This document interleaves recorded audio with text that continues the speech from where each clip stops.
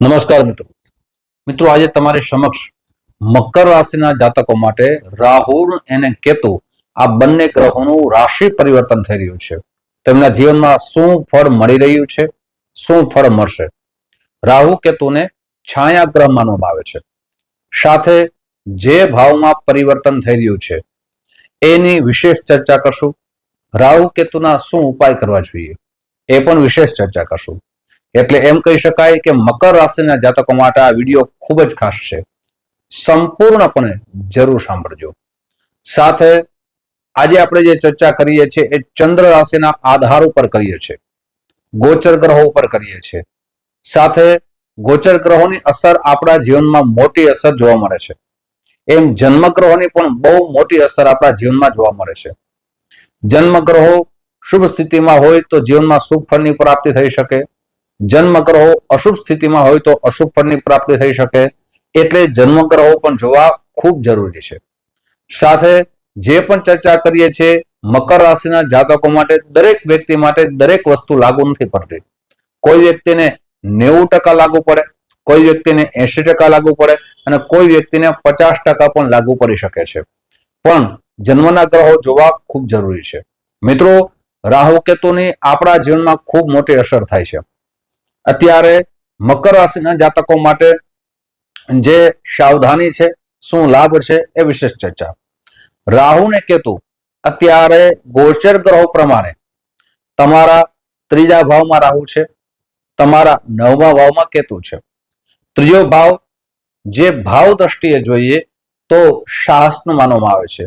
ત્રીજો ભાવ છે ભાઈ અને બહેનનો માનવામાં આવે છે. ત્રીજો ભાવ છે એ પ્રેમનો માનવામાં આવે છે, એટલે કે ભાઈ બહેનનો પ્રેમ કેવો મળશે. અને 9મ ભાવ છે એ પિતાનો માનવામાં આવે છે, ભાગ્યનો માનવામાં આવે છે, યાત્રાનો માનવામાં આવે છે, ઉચ્ચ શિક્ષાનો માનવામાં આવે છે. હવે રાહુ કેતુની અસર અત્યારે તમારા જીવનમાં શું પડતી હશે? તો રાહુ તૃતીય ભાવમાં છે.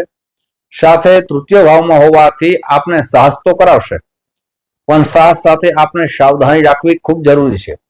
શા માટે? આપ સાહસ કરશો અને એ સાહસની અંદર આપના પૈસા કોઈ પણ રીતે ફસાઈ ન જાય એની સાવધાની રાખવી ખૂબ જરૂરી છે.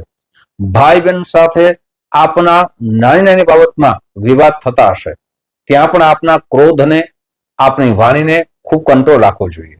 સાથે 9મ ભાવમાં કેતુ છે. કેતુ પોતાની જેમ રાહુની અસર હોય છે એમ કેતુની અસર પણ જોવા મળે છે. 9મ ભાવ છે ઉચ્ચ શિક્ષાનો છે. એટલે અત્યારે વિદ્યાર્થી બંધુઓ માટે, મકર રાશિના જાતકો માટે વિદ્યાભ્યાસમાં જે મહેનત કરતા હશે, જે પરિણામની ઈચ્છા છે એ પરિણામ એમને પ્રાપ્ત થતું નહીં હશે. સાથે કેતુની અસર ભાગ્ય ઉપર પડે છે. આપ ખૂબ મહેનત કરો છો, પરિણામની ઈચ્છા રાખો છો કે આ કાર્ય છે એ આ કાર્ય પછી થઈ જાય, પણ એ કાર્ય આપનું અટકી જતું હશે. આપની મહેનત પ્રમાણે આપને ફળ નહીં મળતું હોય. સાથે કેતુ 9મ ભાવમાં હોવાથી પિતા સાથેના સંબંધો વિવાદ થતા હશે. સાથે 9મ ભાવ છે એ યાત્રાનો છે. આપણે વિદેશ જવું છે, પણ વિદેશની અંદર કોઈ ના કોઈ નાના નાના વિઘ્નો આવવાથી વિદેશની વિઝામાં પણ કોઈ પણ રીતે આપની અટકી જતી હશે. સાથે વિદેશથી આપ નોકરી કરો છો, ત્યાં પણ આપણા પ્રમોશનમાં કોઈ પણ નાની નાની બાબતમાં આપનું પ્રમોશન થતું નહીં હોય. સાથે આપ બિઝનેસ કરો છો વિદેશથી લગતો, તો વિદેશના બિઝનેસમાં પણ અડચણો આવતી હશે, આપણા ભાગ્યનો સાથ નહીં મળતો હોય. હવે વાત કરીએ મિત્રો કે રાહુ ને કેતુ જે ભાવ પરિવર્તન કરશે, રાશિ પરિવર્તન કરશે, તો 18 મે થી 18 મે પછી આપના જીવનમાં પરિવર્તન આવશે. કઈ રીતે પરિવર્તન આવશે તે સવિસ્તાર આપની સમક્ષ રાખું તે પહેલા એક નમ્ર પ્રાર્થના છે. મારા નવા મિત્રો આ વિડીયો જોઈ રહ્યા છો, મિત્રો આ વિડીયો તમને ગમે તો જરૂર લાઈક કરજો, શેર કરજો. પહેલી વખત અમારી ચેનલ સબસ્ક્રાઇબ જરૂર કરી લેજો, જેનાથી દરેક વિડીયોની માહિતી આપને પ્રાપ્ત થઈ શકે. સાથે મિત્રો આપની જન્મ કુંડલી બતાવવી હોય તો અહીંયા નંબર દેવામાં આવ્યા છે, સમય દેવામાં આવ્યો છે. એ સમયમાં આપ સંપર્ક કરી શકો છો. જ્યોતિષ જોવાનો સમય, સંપર્ક કરવાનો સમય, એપોઇન્ટમેન્ટ લેવાનો સમય સવારે 10 વાગ્યાથી લઈ અને બપોરના 1 વાગ્યા સુધી છે. સાંજે 5 વાગ્યાથી લઈ અને રાત્રે 9 વાગ્યા સુધી છે. આપણે આપણા જન્મ ગ્રહોમાં કયા ગ્રહો શુભ છે, કયા ગ્રહો અશુભ છે એ આપને જાણવું હોય તો ઓનલાઈનની વ્યવસ્થા પ્રમાણે આપને જે વોટ્સઅપ નંબર દેવામાં આવ્યા છે એમાં આપનું નામ, જન્મ તારીખ, જન્મ સમય, જન્મ સ્થળ આ બધું મોકલી આપશો. ₹500 એક કુંડળી જોવાની દક્ષિણા છે એ મોકલી આપશો, એટલે આપને કુંડળી વિશે માહિતગાર કરવામાં આવશે, આપને સમય દેવામાં આવશે. સાથે મિત્રો આપને જન્મ કુંડળી વિશે અશુભ યોગના શું નાના નાના ઉપાય કરવા જોઈએ, સરળ ઉપાય કરવા જોઈએ અને કયા શાસ્ત્રોક્ત ઉપાય કરવા જોઈએ એ પણ આપને કહેવામાં આવશે.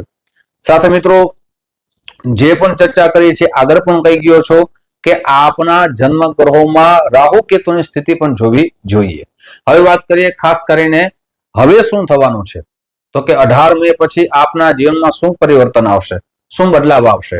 તો કે રાહુ છે એ દ્વિતીય ભાવમાં આવશે, કેતુ અષ્ટમ ભાવમાં આવશે.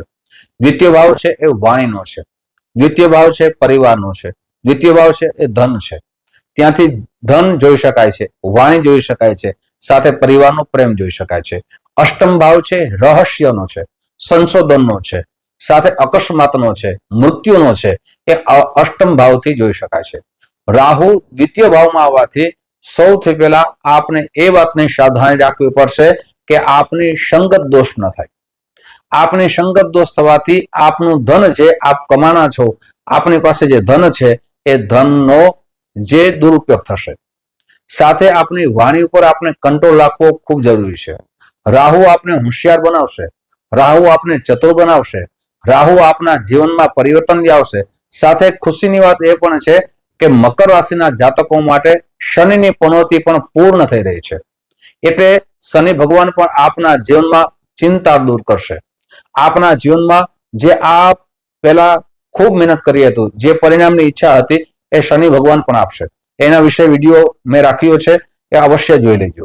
સાથે મિત્રો રાહુ દ્વિતીય ભાવમાં આવવાથી આપને ખાસ કરીને ધન બાબતથી ધન તો આપશે પણ મહેનત પણ કરાવશે. પરિવારમાં નાની નાની બાબતમાં આપણે વિવાદમાં ન પડવું જોઈએ, કે પરિવારનો પ્રેમ છે એ આપણા જીવનને ઉત્તમ બનાવે છે, એટલે ખાસ કરીને ખૂબ સાવધાની રાખવી જોઈએ. હવે અષ્ટમ ભાવમાં કેતુ આવવાથી સૌથી પહેલા તો વાહન ચલાવતી વખતે ખૂબ જ સાવધાની રાખવી જોઈએ. અષ્ટમ ભાવમાં કેતુ હોવાથી આપ નવી નવી વસ્તુ કરશો, નવું સાહસ કરશો, નવું સંશોધન કરશો.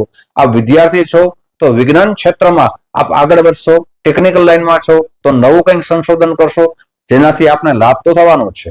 સાથે આપના શિક્ષામાં જે અડચણો આવતી હતી, જે વિઘ્નો આવતા હતા એ પણ દૂર થશે. વિદેશથી આપના જે કાર્યો અટકી ગયા હતા, વિદેશમાં પછી બિઝનેસ હોય તોય ભલે, નોકરી હોય તોય ભલે, એ પણ કાર્યો આપના જરૂર પૂર્ણ થશે. સાથે વિદેશ પ્રવાસ પણ આપ કરી શકશો. સાથે વિદેશને લગતા જે કાર્યોમાં ખનિજ પદાર્થ હોય, પેટ્રોલિયમ હોય અને આમાં આપ નોકરી કરતા હોય તો ત્યાં આપને લાભ થવાની સંભાવના વધી જશે. સાથે મિત્રો આ એક વાત ખૂબ સાવધાની રાખવી જોઈએ કે રાહુ ને કેતુ છે એ સંગત દોષ કરાવે છે, એટલે આપને ન ખાદ્ય વસ્તુથી દૂર રહેવું જોઈએ, ન પીવાની વસ્તુથી દૂર રહેવું જોઈએ. સંગત જેવી સમાજ માટે જે વ્યક્તિ દુરુપયોગ કરે છે, પોતાના સ્વભાવ પ્રમાણે સમાજને જે ન કરવાના કાર્યો કરે છે, આવા વ્યક્તિથી આપણે અવશ્ય દૂર રહેવાથી આપના જીવનમાં પ્રગતિશીલ બની શકશો. સાથે આપણા જીવનની અંદર પરિવર્તન તો આવશે, પણ એ પરિવર્તનનો ધનનો સદુપયોગ કરવાથી રાહુ ને કેતુ આપણા જીવનમાં સારું પરિવર્તન આપશે. હવે મિત્રો વાત કરીએ આપણે શું ઉપાય કરવા જોઈએ. સૌથી પહેલા તો આપણી જન્મ કુંડળી બતાવી જ્યોતિષાચાર્યને શનિનું રત્ન એટલે કે આપણા રાશિ સ્વામી છે એ શનિનું રત્ન નીલમ પંચાંગ કર્મ કરીને ધારણ કરવું જોઈએ. સાથે રાહુ ને કેતુ માટે ગણપતિ ભગવાનની ઉપાસના કરવી જોઈએ. રોજ પ્રતિ દિવસ ગણપતિ અથર્વશીર્ષના જેટલા પાઠ સંભળાય એટલા પાઠ અવશ્ય સાંભળવા જોઈએ. કાળા તલ શંકર ભગવાન માથે અવશ્ય ચડાવવું જોઈએ. સાથે કાળા તલનું દાન પણ કરી શકો છો, લીલા રંગની વસ્તુનું દાન કરી શકો છો. એ આપણા માટે ખૂબ જ લાભદાયી બની શકે. મિત્રો આવી જ જાણકારી તમારી સમક્ષ મૂકતો રહીશ. આપ જે પ્રેમ આપો છો એ પ્રેમ બદલ આપ સૌનો હૃદયથી ખૂબ ખૂબ આભાર વ્યક્ત કરું છું. ફરીથી મળશું. જય શ્રી કૃષ્ણ. મહાદેવ હર.